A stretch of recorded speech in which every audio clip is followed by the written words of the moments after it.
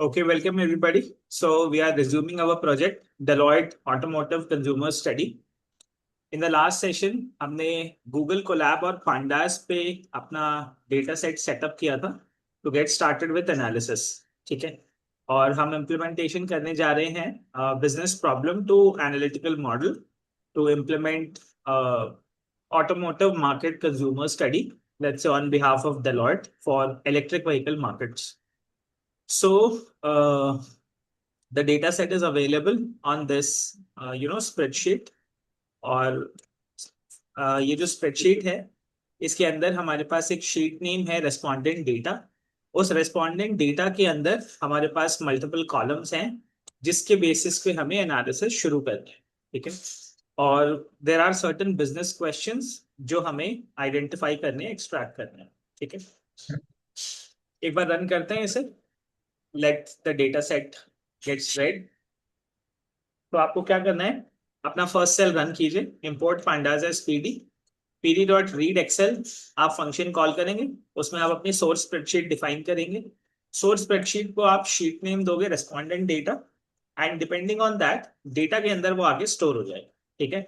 और जब हम डेटा वेरिएबल कॉल करेंगे तो हमारे सामने वो एक proper all the data set rows जो कि अराउंड 3500 है, वो सारी हमारे सामने विजिबल हो जाएगी। ठीक है। अब जो नेक्स्ट काम हमें करना है, सबसे पहले हमें देखना है कि इसके अंदर कॉलम्स कौन कौन से हैं। ठीक है। So the first thing we have to do is check the variables in the data set। ठीक है। सबसे पहले हम चेक करेंगे कि कौन कौन से डेटा सेट है, वेरिएबल कौन कौन से वेरिएबल्स हैं डेटा सेट के अंदर। ठीक है। तो we have an attribute data dot columns. ठीक है। हम डेटा के अंदर से सारे कॉलम्स कॉल कर सकते हैं और हम चेक कर सकते हैं कि how many columns are available in this data set. ठीक है। सो मुझे दिख गया कि ठीक है, जो इसके अंदर कॉलम्स हैं वो respondent ID, country, age, gender, annual income, बहुत सारे कॉलम्स हैं जिसके बेसिस पे हमें अपनी डेटा एनालिसिस परफॉर्म करनी है। ठीक है। एक काम और करते हैं, इसको हम एक्चुअल डेटा सेट के साथ एक बार मैप भी कर लेते हैं so that we all are clear कि हर कॉलम के अंदर क्या इंफॉर्मेशन है। ठीक है। Before we start analysis, let us just review.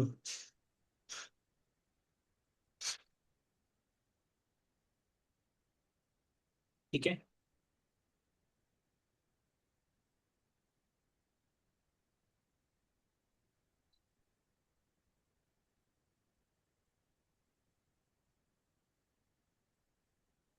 ये है आपका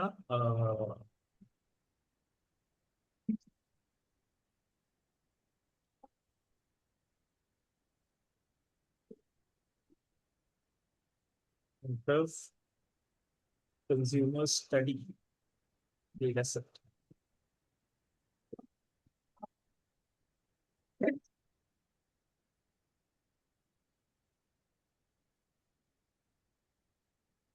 ठीक है। इसके अंदर डेटा सेट है। मैं एक बार आपको उसका एक्सप्लेनेशन दे रहा हूँ for every column so that you are clear कि किस कॉलम के अंदर क्या इंफॉर्मेशन है। ठीक है। तो जैसे आपको पता है कि हम जो अभी डेटा सेट ले रहे हैं सिंथेटिक डेटा सेट, उसमें 3500 रोज हैं। इसका मतलब अराउंड 3500 ऑब्जर्वेशन हैं उसके अंदर। ठीक है। और उसके अंदर जो कंटेंट है वो हम मैप कर रहे हैं। ठीक है। सो ये सारे कॉलम्स जो हैं, मैं इसको एक्सप्लेन कर देता हूँ। Explain each column in data set in a single in a single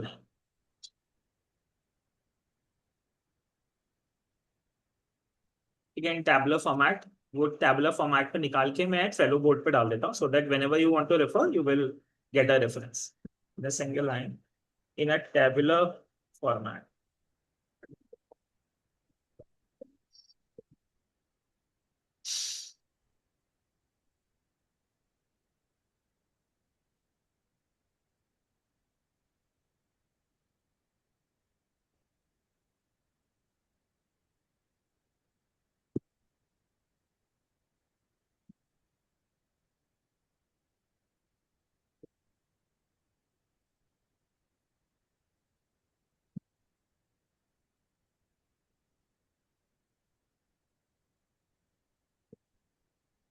ठीक है, अब हमारे पास ये सारे ऑप्शंस हैं, इसे हम अपने डेटा सेट ही सेव कर लेते हैं।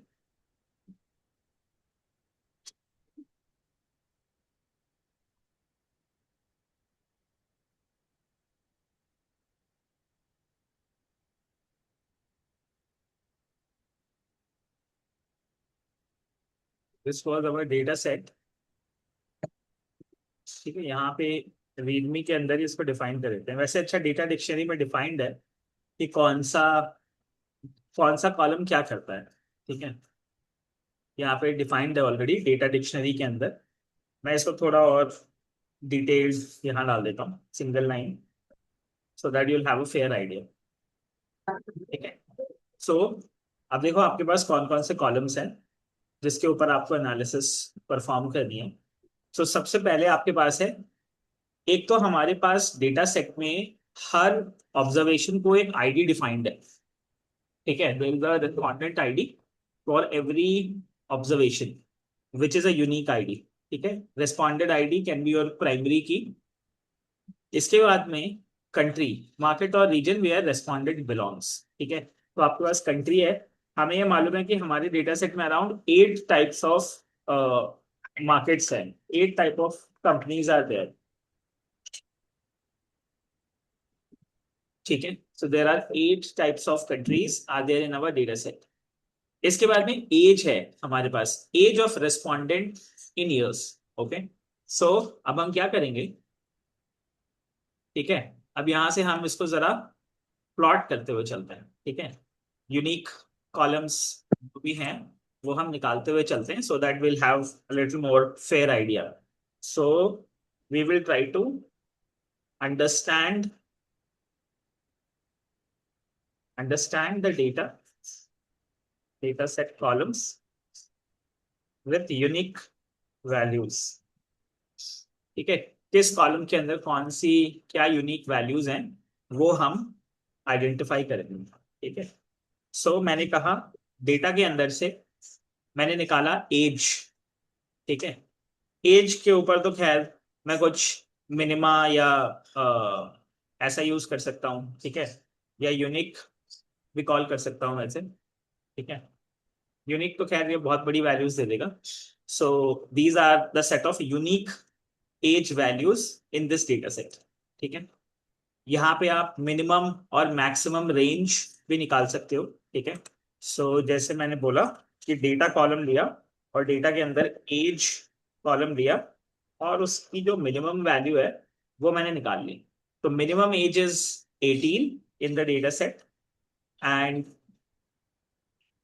मैं दोनों ही प्रिंट कर लेता हूँ, डेटा ऑफ एज मैक्स। ठीक है, सो we are going to print minimum and a maximum. So we can see that minimum age in the data set is 18 and the maximum age in the data set is 75। ठीक है, तो आपके पास unique values आ गई, तो आप data को select कर सकते हो और डेटा के अंदर से जो भी रेस्पेक्टिव कॉलम आपको निकालना है। ठीक है, देखो एक लिस्ट है, डेटा के अंदर एक लिस्ट ऑफ कॉलम्स है। सो आप अगर सिंगल कॉलम सेलेक्ट करना चाहते हो तो आप सिंगल कॉलम पिक कर सकते हो। अगर आपको मल्टीपल कॉलम सेलेक्ट करने हैं तो कॉमा सेपरेटेड आप कॉलम नेम्स डिफाइन कर सकते हो। ठीक है, सो हमें ये पता चल गया कि एज का क्या, एज का मतलब कितना रेंज है। ठीक है, इसके बाद में हम चलते हैं नेक्स्ट स्टेज पे। अब हमने देखा कि कंट्रीज कौन कौन सी हैं, what are the unique countries. ठीक है, सो एज के बाद मेरे पास है कंट्री। ठीक है, मैंने कंट्री निकाली, कंट्री डॉट यूनिक। ठीक है, सो हमें पता चल गया कि जो हमारे पास कंट्रीज हैं वो हैं China, Germany, India, Japan, South Korea, South East Asia, UK and US. Okay, and अगर हम ये चेक करना चाहते हैं कि कितनी हैं, ठीक है, length of countries, how many countries are there. ठीक है, मैं इसको प्रिंट कर लेता हूँ, how many countries are there. So हमने बोला कि China, Germany, India, Japan, South Korea, South East Asia, UK and US, ये कंट्रीज हैं और 8 कंट्रीज हैं टोटल इस डेटा सेट के अंदर। Okay, clear. ये बात समझ में आ रही है? पुरानी है ऐसे में। हाँ। ओके, ठीक है। आप लोग भी अपने कंप्यूटर पे एग्जीक्यूट करते हुए चलिए, ठीक है। नाउ, सो अब हमें ये समझ में आ गया कि हमारे पास जो भी स्पेसिफिक डेटा सेट में कॉलम्स हैं, ठीक है। एज हमें पता चल गया कि मिनिमम एज 18 है, मैक्सिमम एज 75 है, ठीक है। मार्केट हमें पता चल गई कि कौन कौन सी मार्केट्स हैं। 8 मार्केट्स हैं, China, Japan, India, US, UK, और 8 हैं, ठीक है। इसके बाद हमारे पास जेंडर इंफॉर्मेशन है, ठीक है। तो हम देखेंगे जेंडर की क्या वैल्यूज हैं हमारे पास। सो मैंने बोला डेटा, एंड इसके अंदर से हमने उठाया जेंडर। जेंडर के ऊपर हमने यूनिक कॉल कर दिया, ठीक है।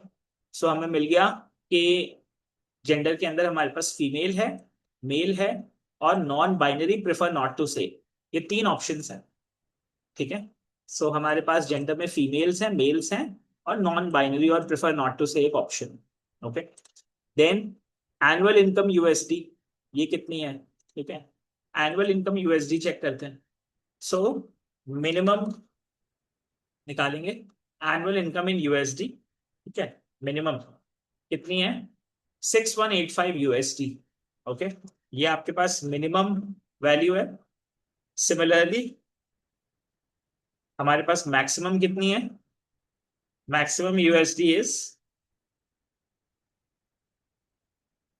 ठीक है, 1,92,000 डॉलर्स, ठीक है। These are in USD. So 6185 USD is the annual income of the user, और जो मैक्सिमम है वो है 1,92,000 यूएस डॉलर्स। ओके, ये इनकम रेंज है। इसके बाद में आगे बढ़ते हैं। ओनरशिप स्टेटस क्या है? ओनरशिप स्टेटस में क्या बता रहा है, ठीक है। ये बता रहा है कि shows whether the respondent is a first time vehicle owner और ऑलरेडी ओन्स अ व्हीकल, ठीक है। पहली बार ये खरीदेगा इलेक्ट्रिक व्हीकल, या ऑलरेडी इसके पास में एक गाड़ी है, या ऑलरेडी ओनर है, ठीक है। सो अब हमने इसमें क्या किया, ओनरशिप स्टेटस को चेक किया। सो ओनरशिप स्टेटस हमने चेक किया कि what is the unique values in the ownership status. तो हमें मिल गया कि 2 टाइप ऑफ वैल्यूज हैं, फर्स्ट टाइम ओनर्स हैं और एग्जिस्टिंग ओनर्स हैं, ठीक है। 2 टाइप्स हैं, और अगर आप देखोगे इसका डेटा टाइप ऑब्जेक्ट है, ठीक है। It is like an array, ठीक है। नाउ फिर इसके बाद में preferred next engine, type of engine the respondent prefers for their next vehicle, such as internal combustion engine, hybrid electric vehicle, plug-in hybrid electric vehicle, और battery electric vehicle, ठीक है।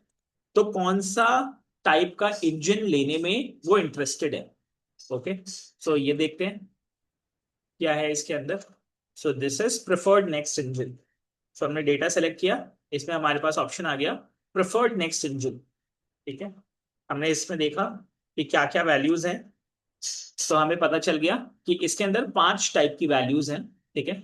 First is HEV, which is hybrid electric vehicle, ICE, internal combustion engine, BEV, battery electric vehicle, PHEV, plug in hybrid electric vehicle, and other unknown. Okay, so there are 5 different types of next engine. मतलब engine type 4 हैं। एक हो सकता है कि they are not sure about what they want to buy for now, ठीक है। Observations में हमें ये इंफॉर्मेशन मिल रही है, ठीक है। सिमिलरली इसके बाद में नेक्स्ट वैल्यू है EV intenders, binary flag showing whether the respondent intends to buy an electric vehicle और प्लग इन हाइब्रिड, ठीक है।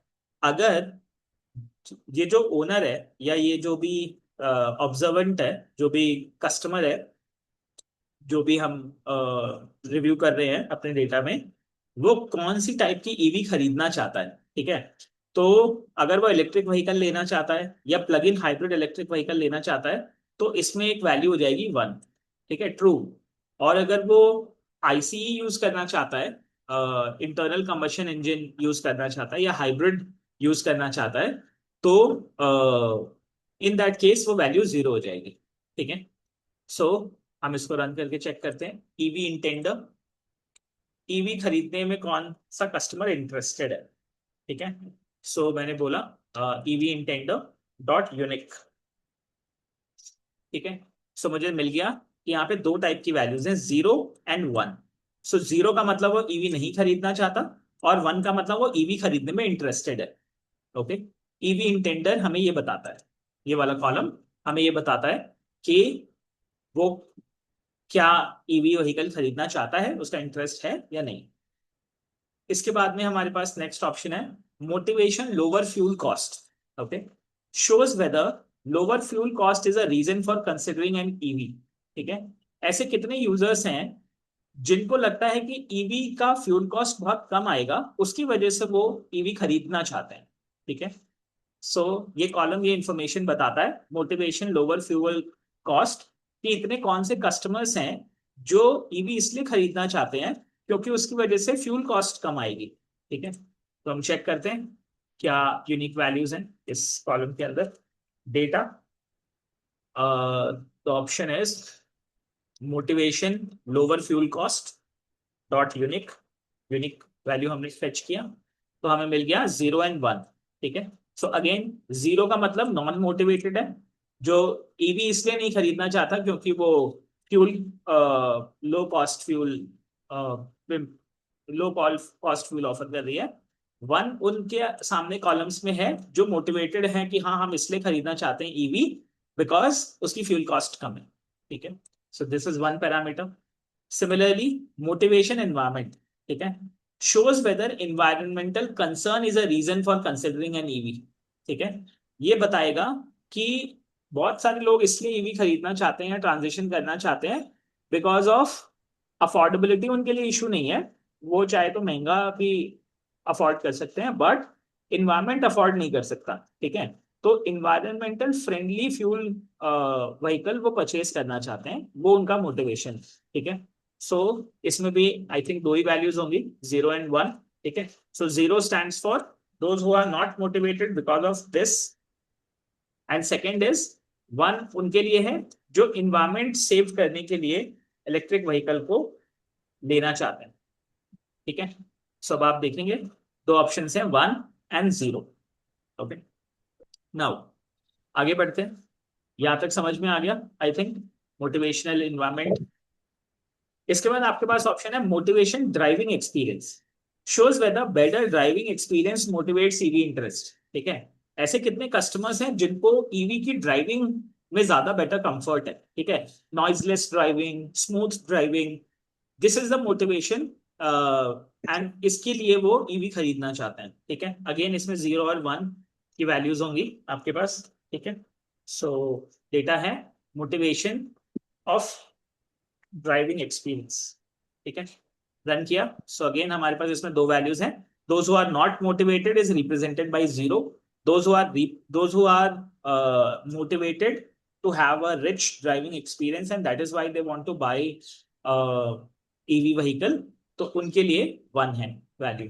ठीक है, सिमिलरली अब हम आगे देखेंगे motivation is faster charging, shows whether faster charging motivates EV interest. ऐसे कितने यूजर्स हैं जो इसलिए खरीदना चाहते हैं बिकॉज की चार्जिंग उनकी फास्ट है, फास्टर चार्जिंग फैसिलिटी की वजह से लेना चाहते हैं। ठीक है, तो अगर आप उनको लोअर स्पीड ऑफ चार्जिंग देंगे तो they won't buy the product. So ऐसे कस्टमर्स जिनको आपको फास्टर चार्जिंग फैसिलिटीज भी प्रोवाइड करनी पड़ेंगी साथ में। ठीक है, सो अगेन दो वैल्यूज होंगी।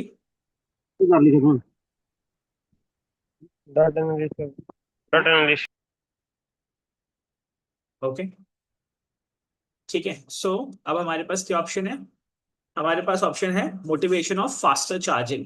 ठीक है, हमने फास्टर चार्जिंग सेलेक्ट किया और हमने चेक किया कि इसमें भी 0 और 1 दो टाइप की वैल्यू है। 1 those who are motivated to buy EV because of a faster charging facility. ठीक है, और 0 है उन लोगों के लिए जो मतलब जिनको फर्क नहीं पड़ता कि फास्टर चार्जिंग हो नहीं हो। ठीक है, they are not interested and motivated to buy. Similarly next option आपके पास है expects home charging, shows whether the respondent expects to charge an EV mostly at home। ऐसे लोग जो ईवी व्हीकल खरीदना चाहते हैं और ये चाहते हैं कि उनके पास होम चार्जिंग फैसिलिटी हो। ठीक है, so this is one important parameter.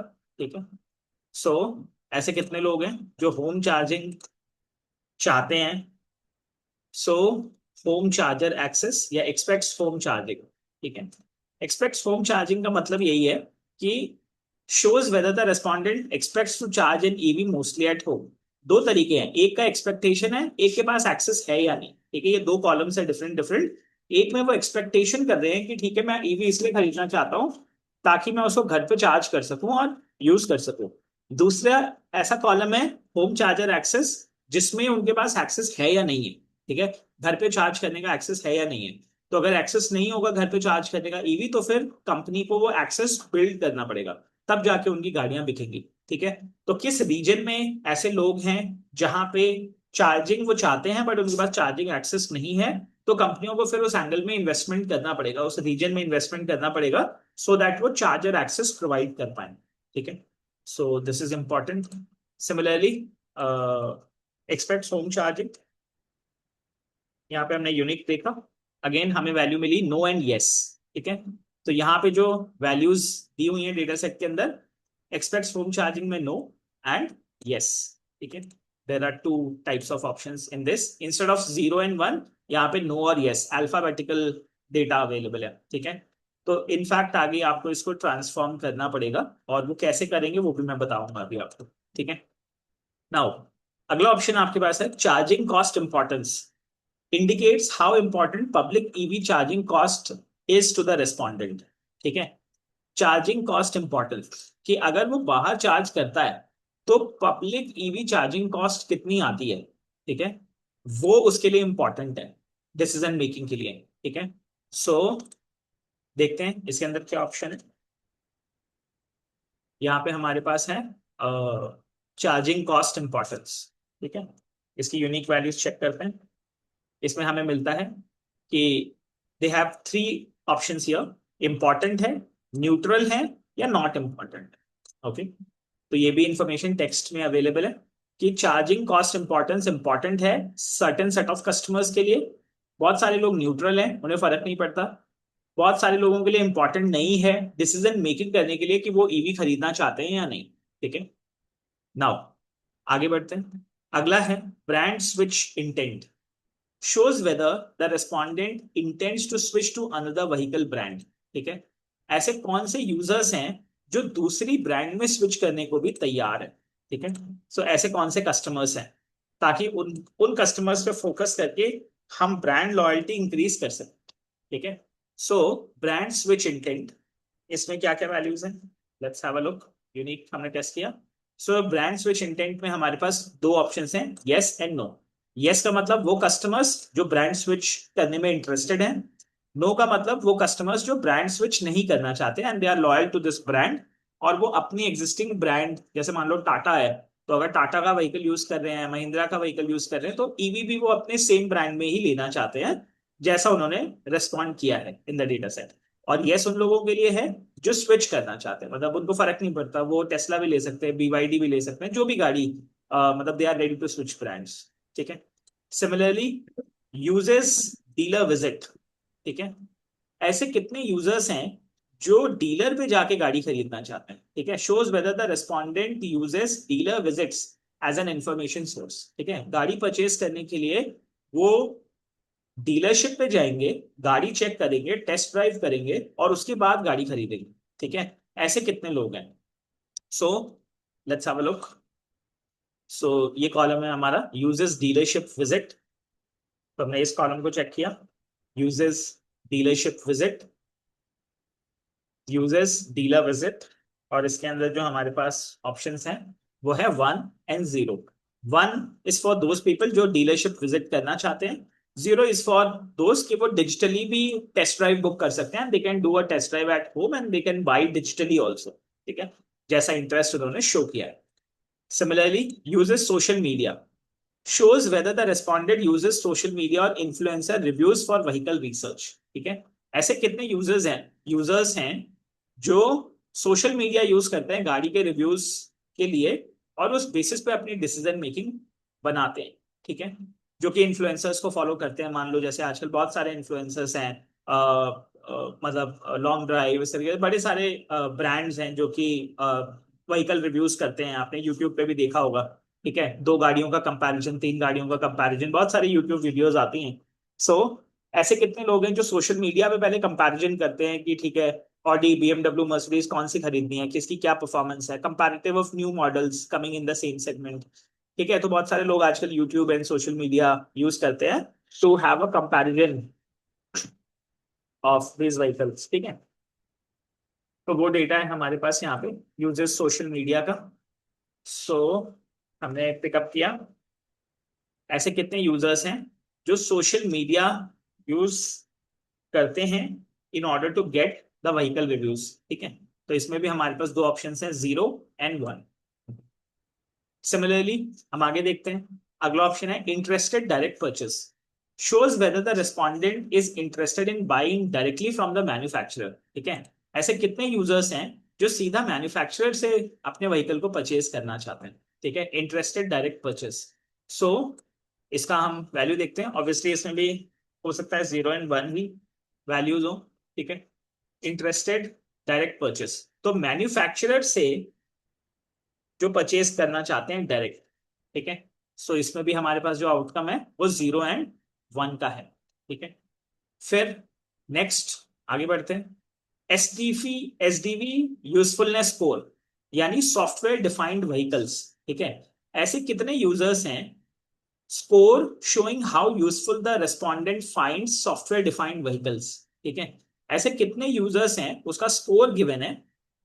वो स्कोर ये शो करता है कि जो भी ऑब्जर्वेंट है वो सॉफ्टवेयर डिफाइंड व्हीकल परचेज करने के लिए कितना प्रेफरेंस रखता है।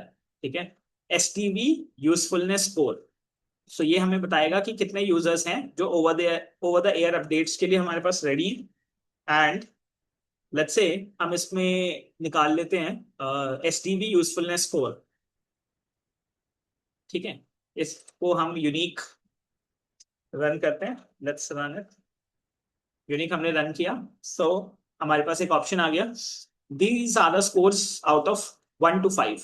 ठीक है, ये यूनिक वैल्यूज हैं, मतलब आप समझ लो 1 is the lowest score, 5 is the maximum score. ठीक है, and this is the preference score, कि what is my preference in order to, star rating की तरह मान लो 1 star, 2 star, 3 star, 4 star, 5 star. ठीक है, how many of the users are interested to buy an electric vehicle because of software defined vehicle features। ठीक है, over the air update हो जाते हैं, ऐसे कितने यूजर्स हैं। ठीक है, वैसे ओटीए का एक अलग स्कोर है इसके अंदर, एक हो गया एसडीवी यूजफुलनेस और दूसरा है would keep longer with over the air updates. ठीक है, similarly AI customization likelihood, score showing how likely respondent is to use AI based vehicle personalization. ऐसे कितने यूजर्स हैं जो चाहते हैं कि एआई उनके व्हीकल को पर्सनलाइज रखे depending on their behaviour, driving behaviour. ठीक है, lighting behaviours, music behaviour, driving behaviour, उसके बेसिस पे एआई पैटर्न्स को लर्न करे और accordingly comfort of light, music, ठीक है, व्हीकल स्पीड, ब्रेकिंग, वो सारा चीजें मैनेज करे। ठीक है, सो अब एआई आने की वजह से ये भी आगे धीरे धीरे फीचर्स इनबिल्ट होते जा रहे हैं। ठीक है, ड्राइवरलेस कार्स आ रही हैं। So what is the preference of a user, वो डेटा लर्न करता है, सिस्टम लर्न करके via internet it goes to the company, company वहां पे प्रोसेसिंग करती है और नए ऑप्टिमाइज्ड पैटर्न्स को इंप्लीमेंट करती है ओवर द एयर अपडेट करके गाड़ी को, ताकि आपकी गाड़ी आपके लिए पर्सनलाइज्ड हो। ठीक है, जब आप शाम को जा रहे हैं तो कैसा लाइटिंग रखेंगे, दिन में जा रहे हैं कैसी लाइटिंग रखेंगे, ऑल ऑफ दीज पैटर्न्स वो गाड़ी लर्न करती है। ठीक है, तो ऐसे कितने यूजर्स हैं जो एआई कस्टमाइजेशन में इंटरेस्टेड है। सो ये वैल्यू हम निकाल के देखते हैं, डेटा हमने निकाला, इसमें देखा एआई कस्टमाइजेशन लाइक्लीहुड क्या वैल्यूज हैं इसके अंदर, let us have an understanding. तो यहाँ पे भी हमारे पास स्टार रेटिंग है। ठीक है, 1 to 5 स्टार रेटिंग अवेलेबल है कि ऐसे कितने यूजर्स हैं जो एआई कस्टमाइजेशन पसंद करते हैं और उस पसंद की वजह से वो गाड़ी परचेज करने में इंटरेस्टेड है। ठीक है, सिमिलरली नेक्स्ट ऑप्शन हमारे पास आता है प्राइवेसी कंसर्न स्कोर, ऐसे कितने यूजर्स हैं जिनको डर लगता है कि यार अगर इंटरनेट पे कनेक्टेड हो गई मेरे डिवाइस तो कभी भी एक्सीडेंट हो सकता है या कोई फेलियर हो सकता है या मेरी गाड़ी हैक हो सकती है या कोई भी क्रिमिनल मेरी गाड़ी का ओवर द एयर एक्सेस ले सकता है। ठीक है, सो ऐसे कितने लोग हैं जो प्राइवेसी कंसर्न है जिनको, कि मतलब अगर आप ओवर द एयर अपडेट करोगे तो हमारी प्राइवेसी कितनी एट स्टेक है, ठीक है, what information company will get to know about us, ठीक है। सो वो प्राइवेसी कंसर्न की वजह से एक स्कोर है 5 स्टार जो हाईएस्ट प्रिवेसी कंसर्न होगा, 1 is the lowest privacy concern, ठीक है। सो रन करके देखते हैं। सो हमने डेटा दिया, डेटा के अंदर से हमने प्राइवेसी कंसर्न स्कोर निकाला और हमने इसके अंदर एक यूनिक वैल्यू को चेक करके देखा। सो हमें यहाँ पे भी रेटिंग्स मिल गई, ठीक है, 1 से लेके 5 तक रेटिंग्स हैं प्राइवेसी कंसर्न स्कोर के लिए। नेक्स्ट हमारे पास है would keep longer with over the air updates, ठीक है, shows whether over the air updates would make the respondent keep the vehicle longer, ठीक है, क्या ओटीए की वजह से लोग ज्यादा समय तक गाड़ी यूज करते हैं या खरीद के रखते हैं, ठीक है। इस तरीके का एक ऑब्जर्वेशन है, would keep longer with OTA, ठीक है, ऐसे कितने यूजर्स हैं जो ओवर द एयर अपडेट होने की वजह से गाड़ी की लाइफ टाइम की वैल्यू ज्यादा हो जाती है, ठीक है, मतलब वो ज्यादा समय तक यूज करते हैं, ऐसे कितने लोग हैं, ठीक है। सो लेट्स हैव एन अंडरस्टैंडिंग, ठीक है। सो हमने डेटा दिया, डेटा, एंड हमारे पास इसमें आ गया would keep longer with over the air updates. हमने यहाँ पे यूनिक वैल्यू चेक किया। सो हमारे पास यहाँ पे ऑप्शन है नो एंड यस, ठीक है, दो वैल्यूज हैं नो एंड यस। सिमिलरली तो अभी आप देखोगे कि कहीं पे रेटिंग्स हैं, कहीं पे यस नो है, कहीं पे 0 1 है, कहीं पे मल्टीपल रेंज है, 1 to 5 रेटिंग्स हैं, ठीक है। तो डिफरेंट टाइप्स ऑफ डेटा है हमारे पास इस डेटा सेट के अंदर, और इस डेटा को हमें यूज करना है एनालिसिस करके नॉलेज एक्सट्रैक्शन करने के लिए, ठीक है। और फिर उस नॉलेज को हमें कम्युनिकेट करना है उन कंपनीज को जिनको ऑटोमोटिव कंज्यूमर स्टडी चाहिए, ताकि वो अपना बिजनेस इन्वेस्टमेंट डिसीजन ले सके और इन्वेस्टमेंट कर सके, ठीक है। Similarly service quality score, score showing respondents perception of vehicle service quality, ऐसे कितने लोग हैं जो व्हीकल की सर्विस क्वालिटी के बेसिस पे डिसीजन लेना चाहते हैं बाई करने के लिए, ठीक है। कई बार होता है पार्ट्स अवेलेबल नहीं होते तो लोग कंसर्न हो जाते हैं कि ईवी तो खरीद लेंगे, लेकिन जब सर्विस के लिए भेजेंगे तो हो सकता है पार्ट्स अवेलेबल ना हो क्योंकि नए व्हीकल्स हैं, इंटरनेशनल मैन्युफैक्चरिंग है। तो ऐसी गाड़ी मत खरीदो जिसके पार्ट्स इजीली अवेलेबल ना हो। मान लो मैं हाईवे पे जा रहा हूँ, खराब हो गई गाड़ी और कोई पार्ट रिप्लेस करना है और अब वो मुझे कहीं बहुत दूर से मंगवाना पड़ेगा, ठीक है, मैं मान लो टीयर 2 सिटी में हूँ या टीयर 3 सिटी में हूँ। सिमिलरली पहले ये होता था कि मारुति सुजुकी को लोग यही बोलते थे कि ठीक है मारुति की व्हीकल ले लो बिकॉज मारुति के पार्ट्स आपको हर जगह मिल जाएंगे, ठीक है। तो they have a very high distribution of service availability and quality, इसलिए they have done a very long journey in India. Similarly service quality score एक इंपॉर्टेंट पैरामीटर होता है लोग जब गाड़ी परचेज करें। सो देखते हैं हमने डेटा दिया, डेटा में हमारे पास ऑप्शन आया सर्विस क्वालिटी स्कोर, और इसमें देखा हमने क्या वैल्यूज हैं सर्विस क्वालिटी स्कोर की। सो यहाँ पे भी हमारे पास सर्विस की रेटिंग्स हैं 1 स्टार to 5 स्टार, ठीक है। So we have service ratings. Similarly trust score, ठीक है, score showing the respondents trust in the service provider और vehicle ecosystem, score showing respondents trust in the service provider और vehicle ecosystem, यानी company को कितना trust है, sorry observant को कितना ट्रस्ट है एक पर्टिकुलर कंपनी के ऊपर। अब जैसे बीवाईडी पहले जब इंडिया में नई नई लॉन्च हुई थी तो लोगों को ट्रस्ट नहीं था, जब लोगों ने खरीदना शुरू किया they offered good services, so eventually BYD ने बहुत अच्छा बिजनेस किया इंडिया के अंदर, ठीक है। सिमिलरली ये वैल्यू ये बताती है कि लोगों को कितना ट्रस्ट है आपके ब्रांड के ऊपर या सर्विस प्रोवाइडर्स के ऊपर या व्हीकल इकोसिस्टम्स के ऊपर, ठीक है, what is the trust score. So similarly हमारे पास ट्रस्ट स्कोर एक ऑप्शन है, हमने इसको चेक किया। हमारे डेटा के अंदर we have this option trust score, हमने इसकी यूनिक वैल्यूज चेक की, ठीक है। ट्रस्ट स्कोर भी हमारे पास 1 to 5 स्टार में अवेलेबल है, रेंज अवेलेबल है, ठीक है। सिमिलरली लास्ट ऑप्शन है हमारे पास pricing transparency score, score showing whether pricing and service charges feel clear and transparent, ठीक है। कितने ऐसे लोग हैं जो ये मानते हैं कि जो सर्विस चार्जेस आप लेते हैं वो ट्रांसपेरेंट सर्विस चार्जेस हैं और कोई हिडन चार्जेस उसके अंदर से कंपनियां नहीं लेती, और उसका क्या स्कोर है, ठीक, क्या रेटिंग है। So pricing transparency score, this is also an important parameter जो हमारे पास अवेलेबल है। ठीक है, this is pricing transparency score, और हमने देखा यूनिक। ठीक है, सो अब ये भी हमारे पास अवेलेबल है रेटिंग्स के फॉर्मेट पे। ठीक है, सो अब आपको ये समझ में आ गया कि हमारे पास, ठीक है, डेटा के अंदर हमारे पास कितने नंबर ऑफ रोज हैं, कितने हमारे पास कॉलम्स हैं। तो जब हम डेटा रन करते हैं, so now you are clear कि हमारे पास 3500 रोज हैं और ये 26 कॉलम्स हैं, और ये 26 कॉलम्स में हर कॉलम के बारे में आपको मालूम है। ठीक है, now you are very very clear with the data which we have.